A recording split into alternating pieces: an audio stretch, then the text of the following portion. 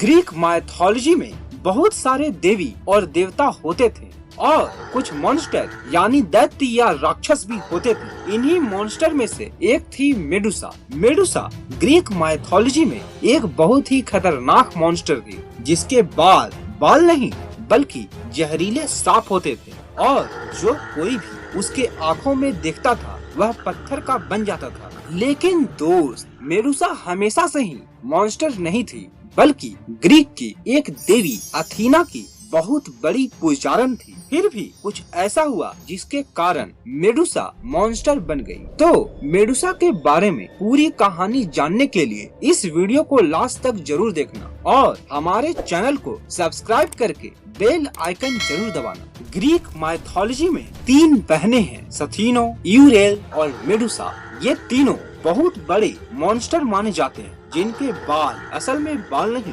बल्कि जहरीले सांप होते हैं और जो कोई इनके आँखों में देख लेता है वह पत्थर का बन जाता था। इसमें सथेनो और यूरेल दोनों इमॉर्टल थे, यानी इन्हें कोई मार नहीं सकता था और ये हमेशा से ही मॉन्स्टर थे। लेकिन मेडुसा हमेशा से मॉन्स्टर नहीं थी, वो मॉर्टल थी, यानी उसे मारा जा सकता था। मेडुसा ग्रीक देवता होर्सिस और सेटो की बेटी थी। मेडुसा बहुत ही ज्यादा सुंदर थी। वह देवी अथीना की मंदिर में एक पुजारन भी थी। ग्रीक में बहुत सारे देवता होते थे। उन देवताओं का राजा ज्यूस को कहा जाता था। अथीना ज्यूस की बेटी थी और मेडुसा अथीना की बहुत बड़ी पुजारन थी। मेडुसा पृथ्वी के सबसे उत्तर भाग में रहती थी, इसीलिए वहाँ सूरज नहीं उगता था। अथीना के मंदिर में पुजारन होने के लिए कुछ गुण होना जरूरी था, जैसे पुजारन को कभी भी शादी नहीं करनी थी और उसे अपने मन और शरीर से हमेशा शुद्ध रहना होता है। मेडुसा के पास ये सारे गुण थे,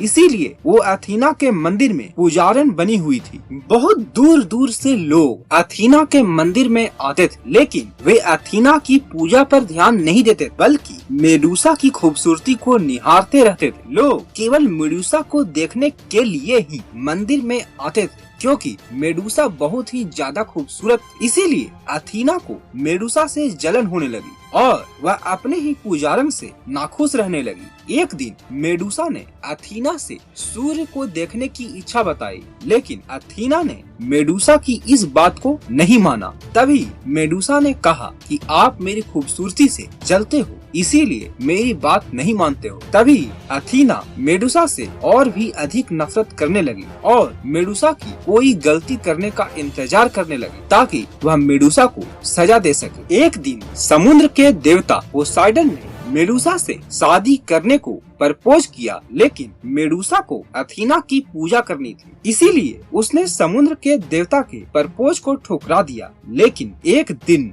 बाजार में पोसाइडन मेडुसा को तंग करने लगा और फिर मेडुसा भागकर मंदिर के अंदर चली गई, लेकिन पोसाइडन मंदिर के अंदर आ गया और अथीना के सामने ही मेडुसा के साथ रेप किया। उसके बाद अथीना वहां आई और उसने मेडुसा को ही श्राप दे दिया कि अब वह मॉन्स्टर बन जाएगी। वह जिन बालों की सुंदरता को निहारती है, अब वही बाल सांप बन जाएंगे। उसका पूरा शरीर हरा पड़ जाएगा और जो कोई उसे देखेगा वह पत्थर का बन जाएगा। अथीना ने कहा कि जो पोसाइडन ने किया वह आदमी का नेचर है, गलती मेडुसा की है, क्योंकि उसने ही पोसाइडन को अपने ऊपर उत्तेजित किया था। ऐसा करके अथीना ने मेडुसा से अपने जलन के कारण उसे श्राप दे दिया। फिर मेडुसा आदमियों से नफरत करने लगी और मॉन्स्टर बनकर बहुत सारे लोगों को पत्थर का बना दिया। इसके कारण वहाँ के राजा पोलीडेक्टस बहुत परेशान हो गया। उसने एक बार एक सभा में मेडुसा की कहानी बताई और कहा